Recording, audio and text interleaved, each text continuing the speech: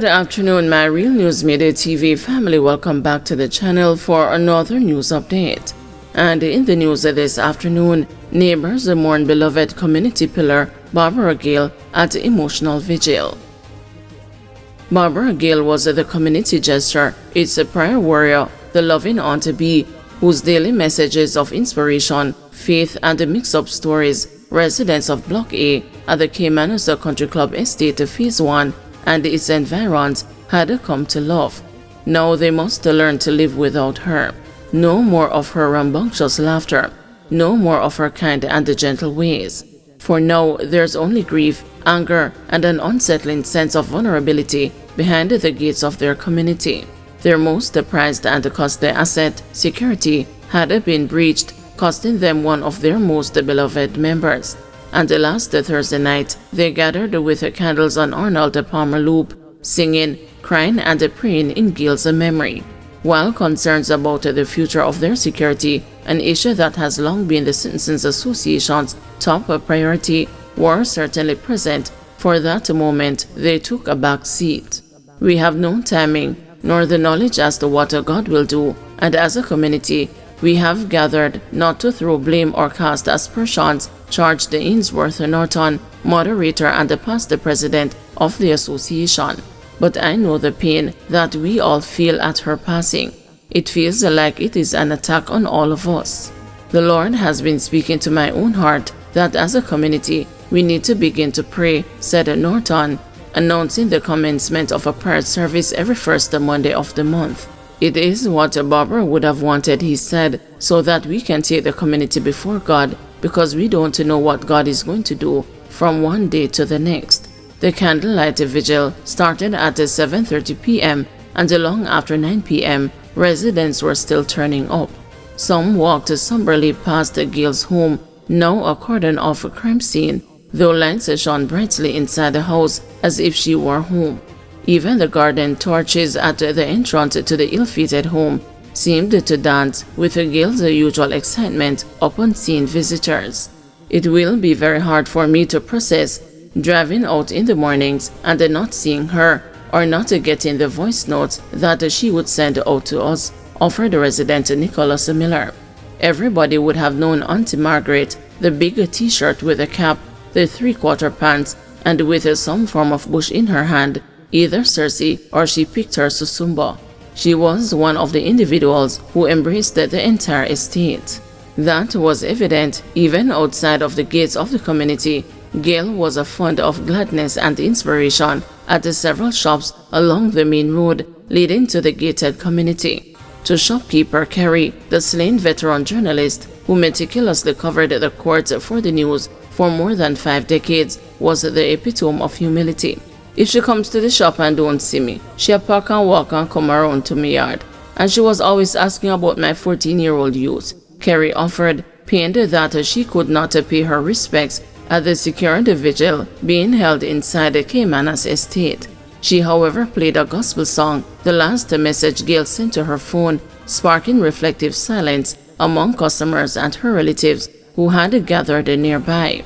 Inside the Caymanas estate, Sandra Kerr, vice president of the Citizens Association, reflected on Gayle's passion for telling tales. We had a very loving relationship. She always created a story about some man that I have over Block B or some Englishman in a red shirt that I have. When she is ready to make up a story on you, trust me, it is a believable story. But it was all in fun and out of love, said Kerr, her voice now shaky. She is everywhere, that ever-present feature in the community. She was a friend of not just the residents inside, but also those on the outside of the community. There are people who I have no idea who they are, but Miss Gayle knows them and does so lovingly. I am happy to have known her, she added. Gayle's death never hit me until I came here tonight, and you know the house is empty, candles are there. It is crazy to think about, shared Nikki Fanniern. She left in the will of God, and she still had her faith. I am sure to some extent that even in her last moments, she still had a faith. She had that kind of heart and character. KSAMC hits a snag in Charlie Monte Drive complex probe. An inspection at a single apartment in a St. Andrew housing development that was the subject of an Integrity Commission investigation a year ago has confirmed several building permit violations, but the municipal authority is facing a challenge in examining the entire complex.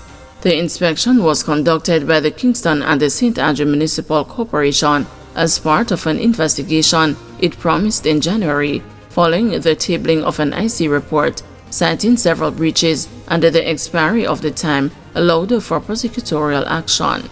The apartments were constructed by ex-public official Dr. Mark Barnett, his wife Annette, and the developer Philip Smith. The probe was announced amid a firestorm of criticisms following the release of a report by the IC, which first uncovered the permit violations at the apartment complex and the failure by authorities to file criminal charges against the developers before the statute of limitations expired. The apartment, inspected by the city's chief engineering officer and a team from the KSAMC, remains in the ownership of the developers and was the only one they got access to, according to Robert Hill, CEO of the KSAMC.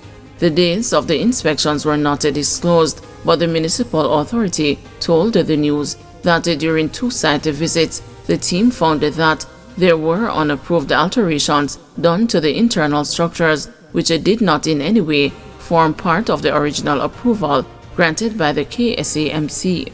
He did not disclose the details. Consequently, it is the view of the chief engineer that the other units ought to be investigated to ascertain if similar breaches exist, Hill disclosed on Friday in response to questions submitted by the news. But he said this is proven to be a challenge as the units are now individually owned and the permission would have to be granted by each owner for inspections to be conducted. Nonetheless, we are seeking legal advice on this next step as it is critical to the progress of the investigation, Hill said. The report by the IC revealed that the regulatory body, the National Environment and Planning Agency, issued a building, planning and environmental permits to the Barnetts on August 13, 2019 for the construction of two 3-story blocks consisting of 12 one-bedroom units at Charlie Monte Drive in Hope Pastures, St. Andrew. The developers were also granted a building permit by the KSAMC the following day. However, IC Director of Investigations Kevin Stevenson concluded in a 90-page report made public in October 2023 that the completed development consists of 6 two-bedroom units and 6 three-bedroom units in breach of the permits issued. Evidence collected by investigators and reviewed by prosecutors revealed that NEPA was aware of the breaches from late 2020 when they were initially flagged by a building inspector. In January, the Office of the Director of Public Prosecutions, the country's prosecutorial authority, noted that allegations of irregularities made against Dr. Barnett, then president of the state-owned NWC, and his wife supported the laying of criminal charges against them. However, it said authorities were out of time to lay criminal charges. It explained that Section 37 of the NRCA Act blocks the prosecution of any breaches under the legislation after the lapse of 12 months from the alleged breach. Guys, thank you for watching. See you this evening at 6 p.m. for another news update.